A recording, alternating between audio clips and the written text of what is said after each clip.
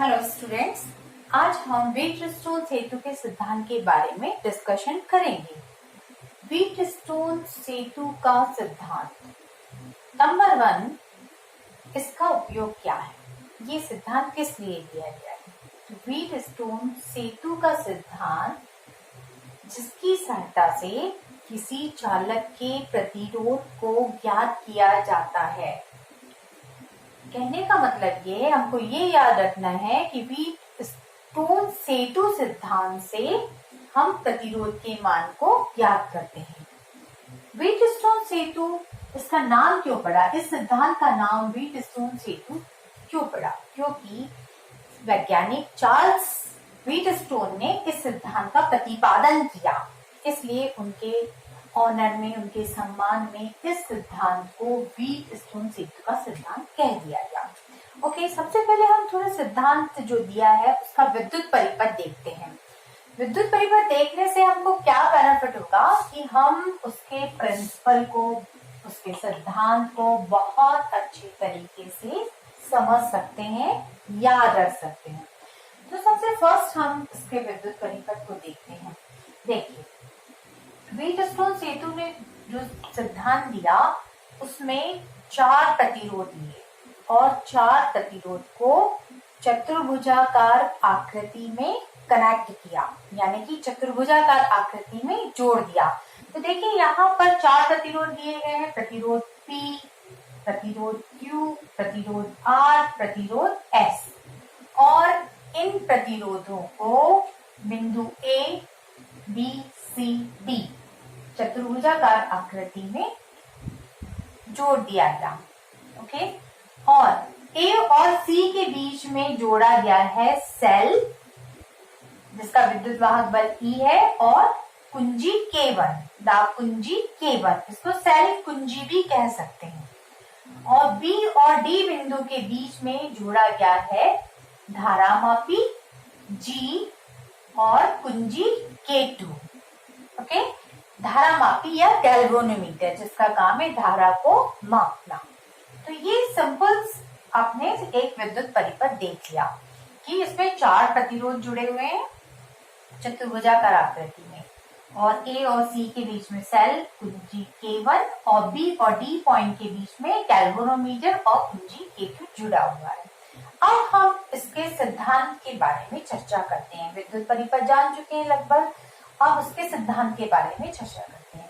सिद्धांत ये है, व्हीटस्टोन सेतु का सिद्धांत ये है कि जब हम मतलब दोनों कुंजी ऑन हो, ऑन मतलब दबी हुई हो, चालू हो, कुंजी K1 को दबा दिया और कुंजी K2 को भी दबा दिया, तो सेल से पूरे परिपथ में धारा प्रवाहित होने लगती है, लेकिन B से D रास्ते में धारा प्रवाहित नहीं होती है। तो धारामापी जो विक्षेप देता है वो शून्य देता है। इसमें धारामापी का जो विक्षेप आता है, वो विक्षेप जो होता है वो शून्य विक्षेप आता है, बीच में या 0 रीडिंग होती है।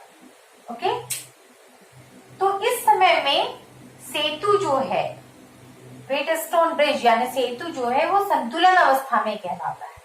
तो व्हीटस्टोन ने क्या कहा, यदि सेतु संतुलन अवस्था में हो, संतुलन अवस्था आप समझ चुके हैं। संतुलन अवस्था क्या है कि दोनों कुंजी ऑन है, सेल से धारा परिपथ में बह रही है, लेकिन इस रास्ते में धारा नहीं बह रही है, तो धारामापी विक्षेप कितना देगा? शून्य।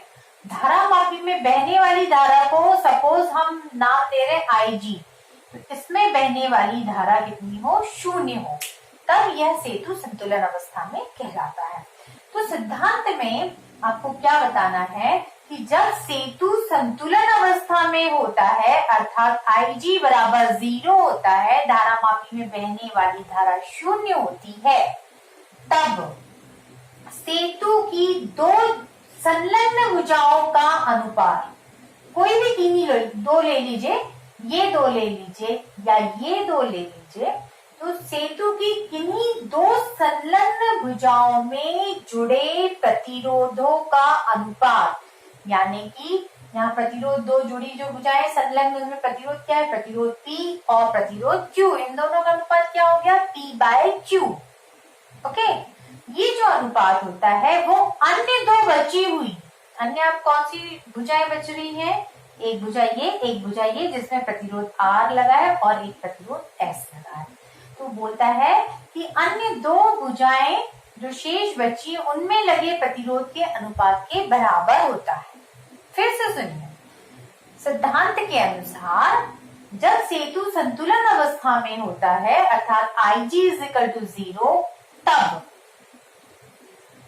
सेतु की दो संलग्न भुजाओं में लगे प्रतिरोधों का अनुपात अन्य दो भुजाओं में, यानी शेष जो बची, शेष अन्य दो भुजाओं में लगे प्रतिरोधों के अनुपात के बराबर होता है। Means P/Q = R/S। देख लीजिए, स्टेटमेंट मैंने लिख दिया है। सिद्धांत का व्हीटस्टोन सेतु सिद्धांत के अनुसार यदि सेतु संतुलन अवस्था में हो अर्थात Ig बराबर, यानी धारामापी में बहने वाली धारा कितनी हो, 0 हो, तब दो संलग्न भुजाओं के प्रतिरोध का अनुपात शेष दो संलग्न भुजाओं में लगे प्रतिरोधों के अनुपात के बराबर होता है। यानी Ig बराबर 0, यानी सेतु संतुलन में है, तब दो संलग्न भुजाओं में लगे प्रतिरोधों का अनुपात मीन्स P/Q अन्य दो भुजाओं में लगे प्रतिरोध के अनुपात के बराबर होता है। ओके, इधर आएगा Ig बराबर 0 हो तब P/Q = R/S। ये क्वेश्चन हो गया। इसका उल्टा भी सही है। यदि हमने इन दोनों का अनुपात निकाल लिया और इन दोनों का अनुपात निकाल लिया, मान लीजिए ये है 3 और ये है 6, ये है 4, ये है 8। ओके, तो 3/6 कितना हो गया, 1/2। अब ये दोनों का अनुपात निकाल लीजिए, 4/8, 4/8 भी कितना हो गया आपका, 1/2। यानी P/Q का मान भी 1/2 है और R/S का मान भी 1/2 है। कहने का मतलब यदि दोनों अनुपात का मान समान होता है तब गैल्वेनोमीटर में बहने वाली धारा 0 होती है। मतलब इधर से भी सकते हैं कि सेतु संतुलन में हो तो ये अनुपात बराबर होंगे, या ये दोनों अनुपात संलग्न भुजाओं जो हैं उनमें लगे प्रतिरोध के अनुपात बराबर हैं, P/Q = R/S, तब Ig बराबर 0 होगा। मतलब दोनों तरीके से ये इधर से भी सत्य है और इधर से भी सत्य है। ओके, तो स्टूडेंट्स आप इसको नोट कर लीजिए, ड्राइंग बना लीजिए, स्क्रीनशॉट पॉज करके स्क्रीनशॉट करके इसे नोट कर लीजिए। ओके, इसके बाद में हम देखेंगे धारा वितरण और संतुलन अवस्था को ज्ञात करना सीखेंगे। Okay, thank you.